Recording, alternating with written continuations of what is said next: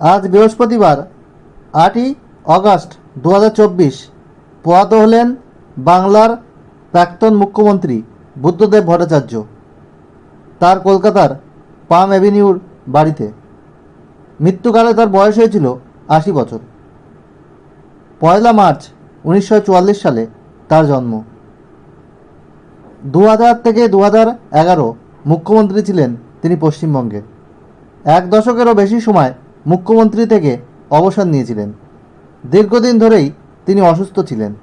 কয়েক মাস আগেই মারাত্মক শারীরিক সমস্যার ভুগছিলেন।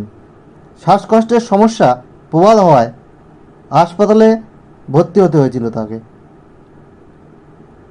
এছাড়াও নানাবিধ বার্ধক্যজনিত সমস্যা ছিল। গত কয়েক বছর ধরেই ঘরেই চিকিৎসকের পরামর্শে ছিলেন। 2011 সালে যাদবপুর কেন্দ্র থেকে হেরে গিয়ে তিনি সক্রিয় রাজনীতি থেকে ক্রমশ সরে যান। প্রাক্তন মুখ্যমন্ত্রী তথা বর্ষীয়ান সিপিআইএম নেতা শেষবার ব্রিগেডে গিয়েছিলেন 2019 সালে।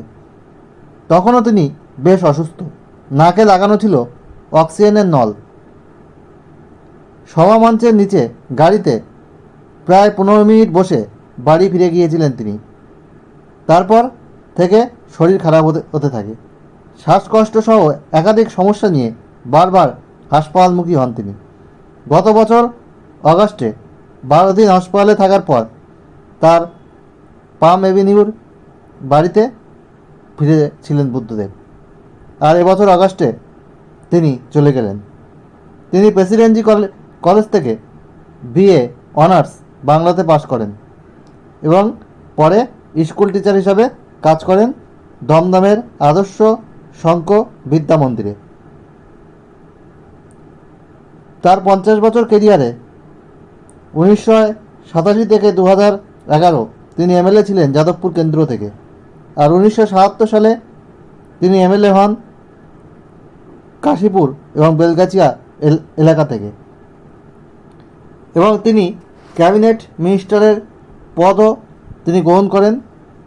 1977 থেকে 1982 তিনি information and culture ministry and ডিপার্টমেন্টে ছিলেন।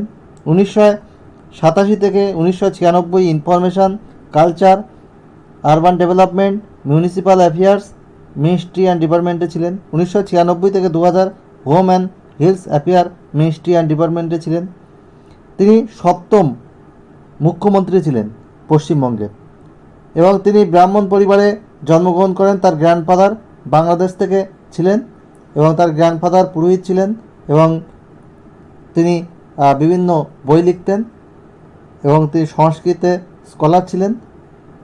আর তার বাবা এই পৌরোহিত্য কাজ ছেড়ে তিনি ধর্মীয় বিভিন্ন ম্যাটেরিয়াল বিক্রি করতেন। আর সুকান্ত ভট্টাচার্য তার বাবার কাজিন ছিলেন, অর্থাৎ সুকান্ত ভট্টাচার্য কিন্তু তার কাকা ছিলেন। আর তার বুদ্ধদেব ভট্টাচার্যের স্ত্রীর নাম মীরা ভট্টাচার্য আর তার কন্যা সন্তানের নাম সুচেতনা ভট্টাচার্য, এখন হয়েছে সুচেতন ভট্টাচার্য। এই বুদ্ধদেব ভট্টাচার্যকে কিন্তু বিভিন্ন সমস্যা ফেস করতে হয়েছিল যখন এই সিঙ্গুরে টাটা ন্যানো এবং নন্দীগ্রামে কেমিক্যাল হাব নিয়ে, এবং তিনি 2011-তে যাদবপুর কেন্দ্র থেকে হেরে গিয়ে সক্রিয় রাজনীতি থেকে তিনি ক্রমশ সরে যান এবং তিনি অসুস্থ হয়ে পড়েন এবং তার অনেকদিন ধরেই তিনি শারীরিক সমস্যায় ভুগছিলেন। আর তিনি 2022 সালে সেন্ট্রাল গভর্নমেন্ট অফ ইন্ডিয়া থেকে পদ্মভূষণ অ্যাওয়ার্ড পাচ্ছিলেন এবং সেটা তিনি ডিক্লাইন করেছিলেন।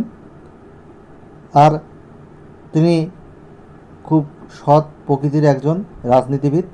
তিনি যেখানেই থাকুন ভালো থাকুন, সুস্থ থাকুন, এটাই আমি কামনা করব। ওনার আত্মার শান্তি কামনা করে আজ এখানেই শেষ করছি।